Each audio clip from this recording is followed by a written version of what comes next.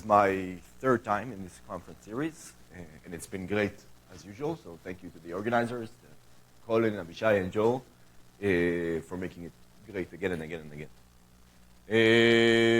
Yes, okay, so what I want to talk today about is this picture which is emerging from the FIRE cosmological zoom-in simulations, where we see a relation between the morphology and kinematics of the central galaxies with the properties of accretion, about how a gas accretes onto the star-forming galaxies. Now, we've kind of published several papers about this connection, and also it was discussed by James Bullock in his talk on Tuesday. So kind of our two talks are complementary. I'll focus in my talk more about the physics of CGM and how gas accretes from the CGM onto the galaxies and how that affects galaxy evolution.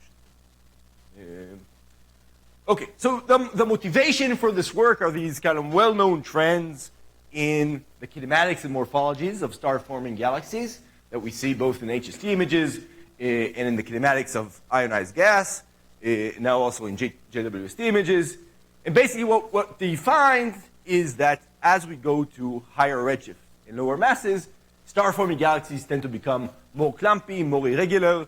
The kinematics become more disordered. It's very different from kind of the massive, the nice rotating thin disk that we see at low redshifts in massive galaxies. So this is the trends in the galaxy populations. There are also corresponding trends in stars of the Milky Way. Okay, so it's been known for decades, right, that young stars in the Milky Way form in a thin disk with a very small vertical scale height relative to the radial scale length. In contrast, when you look at older stars, the morphology or the geometry is more of a thick disk. Okay, so potentially these trends in the stars in the Milky Way reflect the same physical properties which create the trends in the galaxy population surface. Now, when we try to understand these trends with the FIRE simulations, we see that they seem to be strongly connected to the properties of the circumgalactic medium. Okay, so properties of the gas that surrounds the galaxies seems to be connected to the properties of the galaxy itself. So this is an image which I think James also showed. What's shown here are temperature maps of different snapshots in a Milky Way mass galaxy simulation, going from redshift 1 to redshift 0.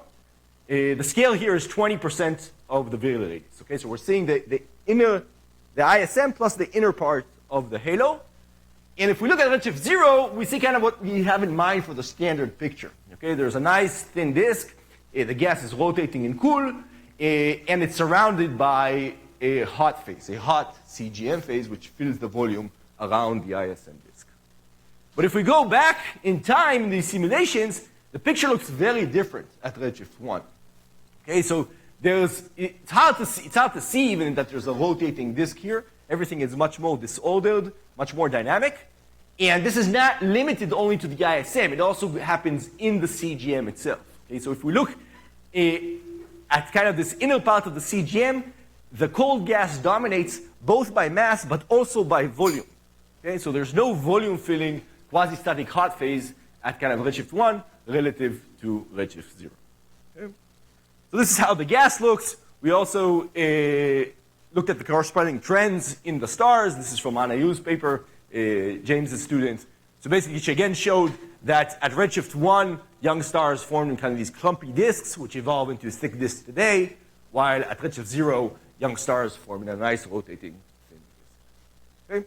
So that's what we get just by looking at the FIRE simulation, these connections between the properties of star-forming galaxies and the gas around them, the inner part of the CGM.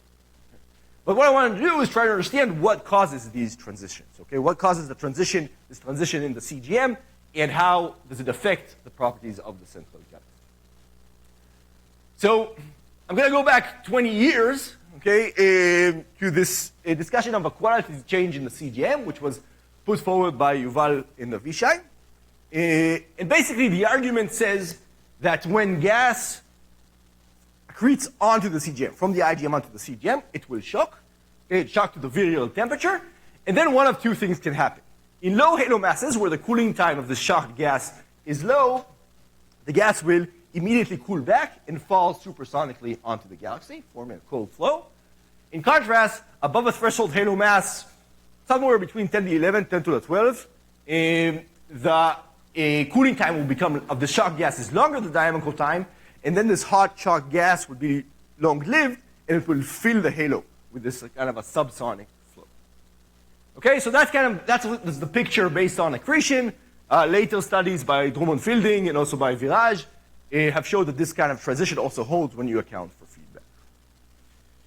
Now, what we did 3 years ago is suggested kind of an update to this picture, okay, a revised picture.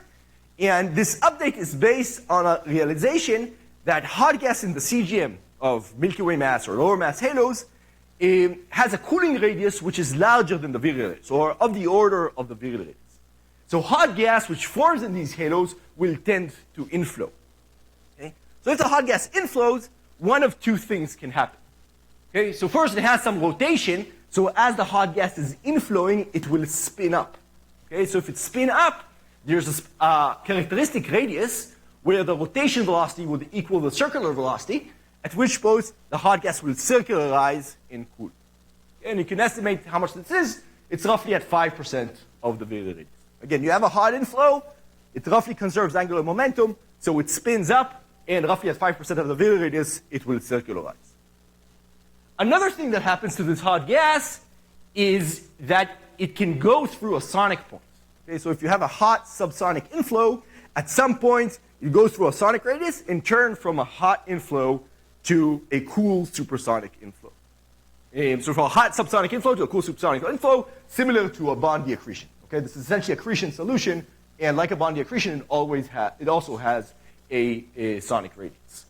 And this happens at the radius where the cooling time equals the free fall time, and this radius turns to decrease very strongly with increasing halo mass.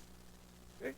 So what essentially happens is that we have here a competition between two characteristic scales, between the tendency of the hot gas to spin up and its tendency for its Mach number to increase and to go to turn into a supersonic flow. So once we account for this, we essentially have kind of a third intermediate state. Okay, so we have a revised picture. At lower masses, the hot gas never forms. Okay, the cooling time is short in the outer halo. Everything is supersonic. At intermediate mass, we have a hot gas forming on the outer side of the halo. It goes through a sonic point and then turns into a supersonic flow, supersonic cold flow, which accretes onto the galaxy. While at higher masses, we have a hot flow throughout the halo, which kind of subsonically inflows and then circularizes and joins the galaxy. Okay? So this is the cartoon picture. Specifically, I'm going to focus on this later transition, which we call it inner CGM virialization. Okay, so when the inner CGM goes from being cold and supersonic to hot and subsonic.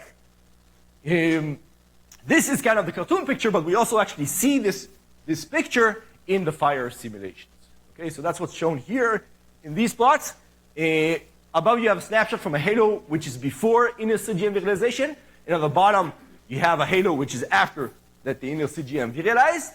Okay, the left panels show the entire halo. Okay, the scale is the virial radius, while the right panels show the inner CGM. So you can see that in both cases, the outer halo is filled with hot gas. Okay, they're not very different in the outer halo, but in the inner halo, they're very different. Okay, so before the inner CGM virializes, most of the volume is filled with cool gas, while after the inner CGM virializes, most of the volume is filled with hot gas. Okay? So the point is that between here and here, there's a qualitative change in the boundary conditions of the galaxy. Okay? So the region around the galaxy is qualitatively different between here and here, and we expect that to have a major effect on galaxy evolution. Okay, so this is another way of showing kind of the same transition. This is by work led by Alex Gurevich. What he did is he plotted the fraction of gas energy, which is kinetic, versus thermal as a function of radius. Okay, so this is shown for a snapshot after the inner CGM virializes. Okay, so this is the thermal energy fraction as a function of radius.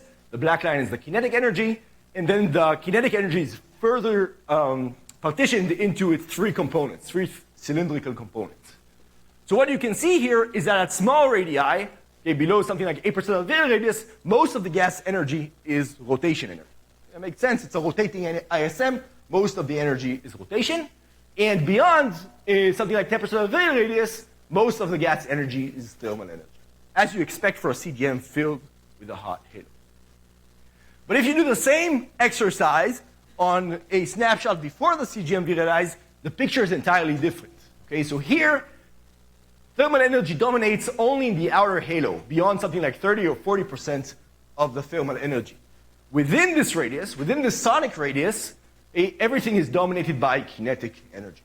Okay, so we have a region, both the inner CGM and the ISM, which are dominated by kinetic energy, and it's not rotational kinetic energy. It's just 3D energy. Okay, it's essentially a supersonic turbulent box.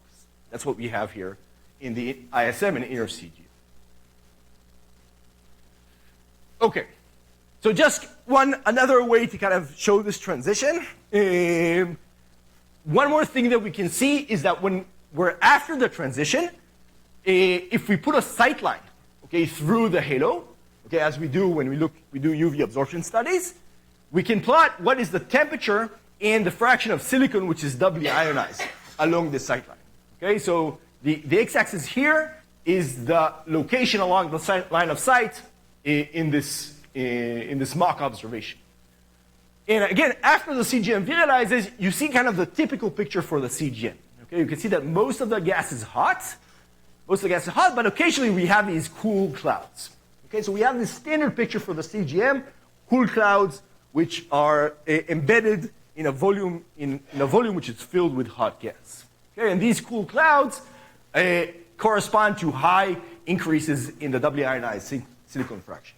So we look at UV absorption in these halos. Okay, they essentially trace cool clouds embedded in a hot medium. But if we do again the same exercise for a snapshot before the CGM virialized, the picture is entirely different. Okay, so now along the line of sight, most of the gas is cool, and essentially you have sometimes these hot clumps. Okay, and again, if you look at the doubly silicon fraction, most of the locations along the sight line, the doubly ionized silicon fraction is close to unity, and then only occasionally when you hit a hot clump, it goes down to 0. Okay, so we're going from a CGM which is filled with hot gas with cool clumps to a CGM which is filled with cool gas with hot clumps. Okay, so it's almost the reverse picture. Okay, so that's the transition. That's the change that we see in the inner CGM. And again, because the inner CGM is the boundary for the galaxy, the question is, how does it change the physics of gas accretion? Sorry. Okay, so let's start with what happens after. So as I told you before, after the transition, we expect the hot gas to be subsonic in flow until it reaches the angular momentum radius where it circularizes. Okay, so this plot, which comes from a paper led by Zach Hafen, kind of demonstrates how this happened. Essentially what we see here is a Lagrangian view of gas accreting onto Milky Way mass galaxies at redshift 0. So at early times, you can see that the accreting gas is kind of quasi-spherical and it's hot. Temperature is roughly 1 million degrees, roughly the virial temperature. And as time proceeds, the hot gas contracts. Okay, it's cooling, so it slowly contracts. It becomes smaller and smaller, but while it becomes smaller, it also spins up. So it spins up, okay, it flattens into a disk, and then it cools. It cools directly onto the ISM disk. Okay, so this is how hot accretion proceeds in the fire simulations after the inner CGM virializes. So that's the fire simulations. We also put a paper out in the archive a couple of months ago where we kind of followed this accretion mode in the idealized gizmo simulation. So what you're seeing in these panels are the temperature and flow lines of this accretion mode. So this is kind of a cylindrical view. This is Z versus cylindrical radius. Okay, you can see the flow lines, okay, the different flow lines. Most of the flow comes from the edges of the disk rather than along the rotation axis. And you can see that the gas remains hot all the way down to the disk. It cools just before it joins the disk. Okay? This is kind of in the disk plane. Again, the gas is rotating down to the disk, and just when it joins the disk edge, that's when it cools. Okay? And this is kind of a 3D view of these idealized simulations. So basically, each tube here is a different flow line, and you can see that the hot gas follows these helical paths. Okay, you see the helical paths, but it remains hot all the way down to the disk. It cools only when it reaches the disk. Okay, so I just want to emphasize something about this accretion mode, that it's pretty different than the standard picture for how hot accretion occurs. So the standard picture for hot accretion is that gas accretes from the IgM to the CGM, it shocks, and then there are thermal instabilities in the hot gas which produce these cool clumps. These cool clumps lose buoyancy and accrete onto the galaxy. Okay, that's called precipitation. It's analogous to how rain works. Okay? What we're suggesting here is a different type of hot mode accretion, okay, where it's the entire atmosphere which is inflowing and circularizing and cooling onto the ISM. Okay, so we're suggesting both of these would be called hot mode accretion according to the classic division between hot and cold mode, but it's a very different type of hot mode accretion. Okay, a case where the entire atmosphere is slowly accreting onto the ISM. Okay, so now let's discuss how the two modes, okay, affect the galaxies in the galaxies in fire, the star-forming galaxies in fire. Okay, so this is a comparison of hot mode versus cold mode accretion. Okay, so the red lines are halo masses of 10 to the 12, which are after the inner CGM virialization. What's shown here are the distance from the center of the galaxy, the temperature, and the fraction converted into stars, versus time relative to the accretion time. Okay, so this is where the gas accretes onto the ISM. And you can see that after the CGM virializes, the gas comes in hot. Okay, so it flows in hot, okay, its radius decreases hot, and only a little bit before it accretes, only then it cools to 10 to the 4K. Okay, it cools to 10 to the 4K, and then you can see it starts to form stars. Okay, so essentially everything here is gas after it joins the ISM. Everything here is part of the CGM. Okay, and that's very different from what happens in these low mass halos where the gas comes in cool. Okay, it comes in at 10 to the 4K and joins the galaxy at 10 to the 4K and then starts to form stars. Okay, so the point is that, as I showed you before, in this hot accretion mode, gas cools just before joining, joining the ISM. So it's a very different type of accretion before and after the CGM virialization, and indeed it produces very different type of galaxies. Okay, so in hot mode accretion, we get galaxies that look like something like this. Okay, these very nice thin disks with these flares. In contrast, when we have cold mode accretion, we get kind of these very regular clumpy dwarfs. Okay, so we see a very different relation between, a very strong relation between the accretion mode and the morphology of the star-forming galaxy. Now, the question is why? Okay, why is hot mode accretion more conducive to the formation of thin disks than cold mode accretion? And we think this is related to the fact that hot inflows rotate coherently. Okay, so that's shown here in this bottom panel here. What's plotted here is the fraction of the accreting gas which is coherently rotating with the disk. And what you see that in the hot mode case, okay, you see that there's a large fraction of gas which is co-rotating with the disk, and this almost reaches unity before the gas accretes. Okay, so by the time, in this hot mode accretion, by the time the gas accreted onto the galaxy, it's already co-rotating with the disk. In contrast, in the cold mode accretion case, you can see that there's no rotation. Okay, the cold gas is coming in different directions, each with its own angular momentum. So this is essentially why we think that hot mode accretion is thin disk, promotes the formation of thin disks. And I'll just kind of mention briefly that this difference can be explained in the context of turbulence in the CGM. I'll just mention this very briefly, that turbulence on one hand dissipates, but there is also another effect discussed by Brent Robinson and Peter Goldreich, where in inflows, turbulence goes adiabatic heating. There's a phenomenon called adiabatic heating of turbulence, and by balancing these two things, you can explain this difference between the coherence of angular momentum, coherence of the spin in the hot mode versus the cold mode. Okay, so I'm almost done. Just a few implications for observations. So the first one I already discussed, essentially, that when we talk about UV absorbers, after virialization, UV absorbers trace cool clouds embedded in a hot phase. That's the usual picture. But before visualization, the picture is very different. The UV absorbers trace the volume filling phase. Okay, they're not cool localized clouds. UV absorbers trace the volume filling phase, and their equivalent width are predicted to be much, much larger. Another observable of this is DLAs. So if we look at redshift, high redshifts between 2 and 5, then if in the CGM, which is not virialized, which is cool, it's also dense enough to be neutral. Okay, so what happens is that the entire inner CGM is neutral and will appear as a DLA. Okay, so what you see here are maps of the H1 column. The black line is the limit where you get a DLA. So essentially, any sightline through the inner CGM of this galaxy will appear in the DLA. Okay, so we expect DLAs to be dominated by the inner CGM at higher redshift rather than by galaxy disk, as is the case in low redshift. Yeah, and I'll just finish by saying that this new mode of accretion, the hot mode accretion, where the gas inflows and rotates, it makes a very specific prediction for the hot gas rotation profile, and this could potentially be detected either with kinetic Tsarnaev-Zeldovich or with line centroiding of 07 or with FRB dispersion measure. So I'll finish here. Main point I want to make is that the thin disk formation in fire coincides with the transition from cold mode to hot mode accretion.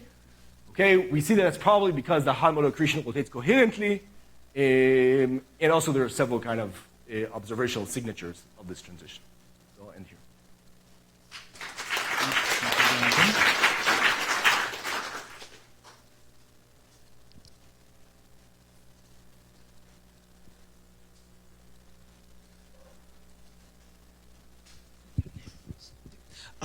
Here, Santi from the Lund University.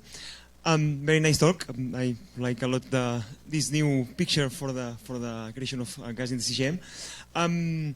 My question is about, you have tested this picture with the fire simulations, but I can imagine that all the wall picture depends a lot on how fast you are polluting the CGM with metals. So if it is super metallic, probably the transition between the cold and the hot modes will be very fast, and the transitory phase in the middle will be very short.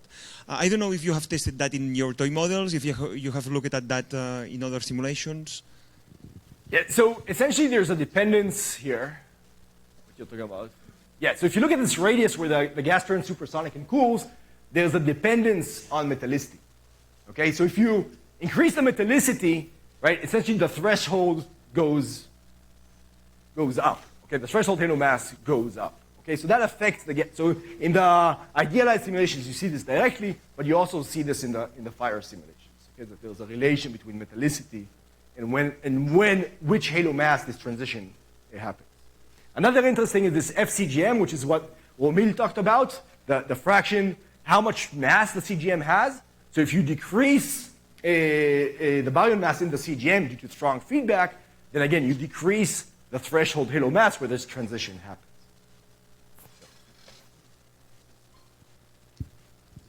Farhan Hassan, New Mexico State. Thank you for the great talk. I'm curious, regarding your inner CGM visualization picture, how would you expect that to change if you include AGN feedback? Yes, okay, great question.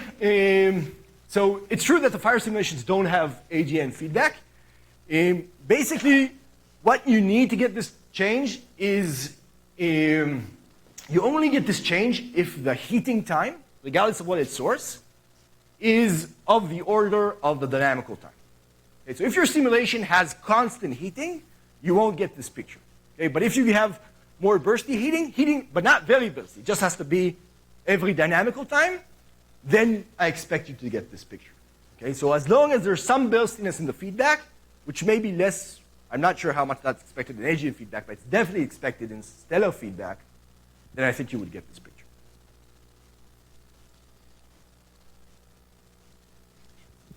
Thank you, Jonathan, for a nice talk. Fang Zhou Jiang from Peking University. I was wondering, so you say there's a nice correlation, or you actually call it the coincidence, right, between the cold disk, between the stable disk and like a viralized CGM, this coherent cooling flow.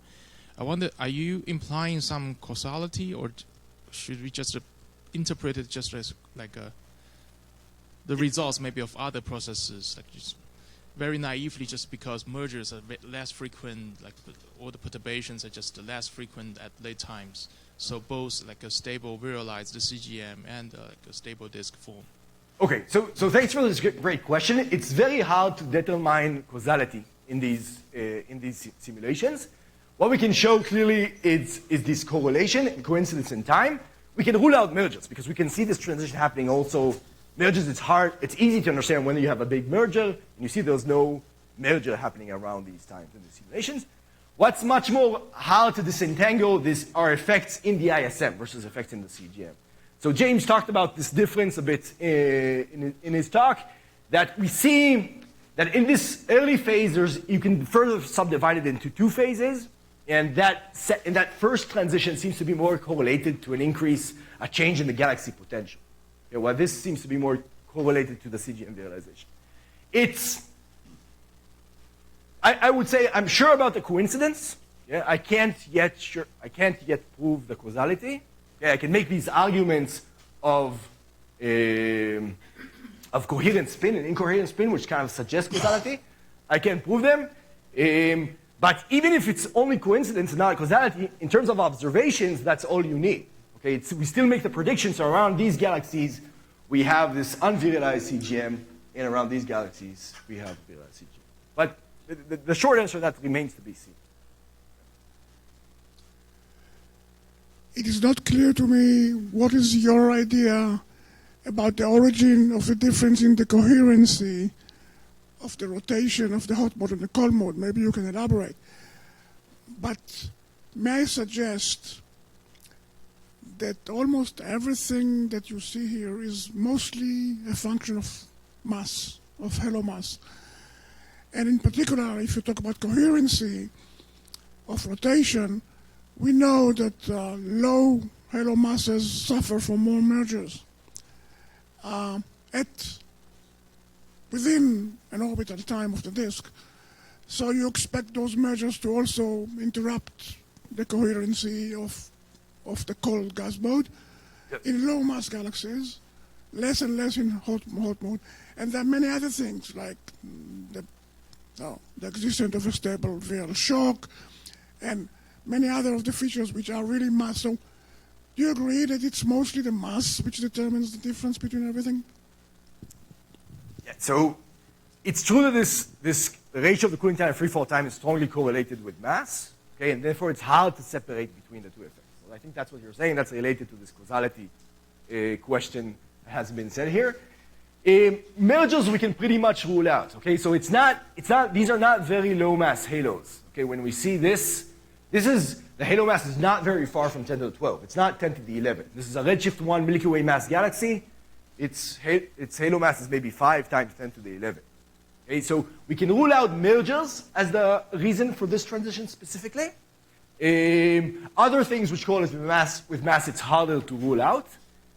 In terms of the turbulence, okay, I want to emphasize here that when we talk about cold flows here, we're talking about volume-filling cold flows. Okay, these are not narrow filaments which are penetrating the hot gas, as we expect at massive galaxies at high redshift. Okay, this is a volume-filling cold flow, which is joining the galaxy. And what happens, and this is related to Brent's work, is that you get, when gas inflow, its turbulent velocity increases. Okay, turbulent velocity increases, but on the other hand, it also dissipates because turbulence dissipates. And then what you get is that the turbulent velocity roughly equals the inflow velocity. So in these cold flows, the inflow velocity is roughly the circular velocity. So the turbulent velocity is also roughly the circular velocity. So that's a high turbulent velocity field. While in these subsonic flows, okay, in these very slow inflows. Okay, it goes from 50 kiloparsec over something like a gigayear. Okay, the inflow velocity is very small, so the turbulent velocity is also very small, and then you get something which is much more coherent. That's kind of the idea of the relation between turbulence and the accretion mode. Okay, maybe we should take this discussion to the lunch because we are already a few minutes late. Since it's lunch, please catch Jonathan and ask questions. And let's thank Jonathan and others for the session.